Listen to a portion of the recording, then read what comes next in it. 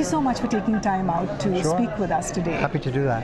So you were there, attended the session, and we see it in ADB as well. I'm sure that's quite true of most organizations, that everybody is so busy working for tomorrow that we forget to look past and learn from our experiences. Yeah. So how do you, in your role as a director in the evaluation office at IMF, ensure or try to ensure that learnings, that impact is learned from of evaluation? Well, we deliberately choose topics. We look backwards, but we look backwards to look forwards. So we're looking for topics where there are concerns, where there are challenges, where the fund will be called upon to do better in the future. We dig deeply, but we also try to understand what are the challenges, what are the obstacles, and how can they be overcome. We appreciate what the staff has done, and by doing so, I think we open the ground for the fund staff to recognize that they have room to learn. It has to be a two-way interactive process. That's right.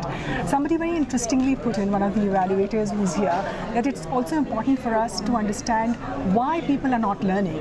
You are disseminating, you are bringing the evaluation learnings to people, but why are we not learning as well? Is that one of the focus areas as well to understand? People have to trust you. They have to believe that you understand their point of view. You understand their pain. You understand why it's difficult. You can't just be wagging your finger all the time. Then you will be dismissed. You'll be seen as, oh, they have no idea of the difficulties that we face. For me, I have the advantage of being an insider and an outsider. I worked on fund staff, but I also went outside the fund and worked for one of the major shareholders. And that gives me a nice dual perspective, which I think is respected on the staff. So they can look at me and say, yeah, he understands, but also he understands what the shareholders want, what the stakeholders want from the institution. Absolutely, very pertinent, so that it doesn't look like you're a police, who is just pointing out what's wrong. But people often greet me and say, oh, it's the policeman coming. I say, no, you've got the wrong idea. I'm your supporter. We're working together to try to make the institution better. We share that vision. That's crucial. So I try to get out and talk to people, meet people, have coffee with people. I don't want to be stuck in an ivory tower somewhere. Excellent. Now I come back to the theme of 2019 Asian Evaluation Week, which is about quality evaluation. And you've been coming to the Asian Evaluation Week. How do you see the landscape has changed? Do you think there's more acceptability towards evaluation and now quality evaluation? I think people are realizing that you've got to learn from experience, that it's not just about a matter of ticking boxes, but digging deeper and really understanding the obstacles and looking for ways to achieve the mandate of the institution with a limited resource base. We're all facing resource limits. The fund faces resource limits, the ADB, the development banks. You deliver quality, you have to use your resources efficiently. You have to learn. You have to work together with partners. It's not enough just to continue to do what you did in the past.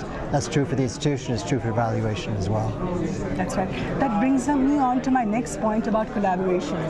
We have the Sustainable Development Goals that unites all of us. We're all working towards the same end. How can we collaborate better? How can we build better synergies to arrive at that goal? Well, I think we have to invest more in, it's not a free good. There's a tendency in the fund to say, oh, well, this is an area where we don't know so much. Let's turn to the ADB or the World Bank. But then, surprise, surprise, the ADB and the World Bank have their own agenda. They're not going to turn around on a dime and just say, okay, we'll do an important study because the fund asks. So there has to be an early discussion. What is a mutual business case? For example, the Sustainable Development Goals would be a good example. But too often that doesn't happen. You don't have that early conversation. So it's not realistic.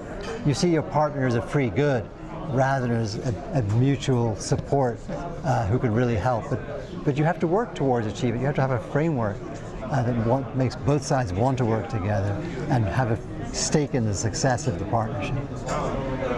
Thank you. And then in the end, I ask you that since you have, this is your second or third visit to the Asian Evaluation Week, what can be done better? What would your feedback be that you take it to the next level when we talk about 2020, the Asian Evaluation Week? Well, I think you've done a great job in building up the Asia Evaluation Week, bringing people from around the whole region, because indeed these are techniques and lessons that can be learned and applied in countries.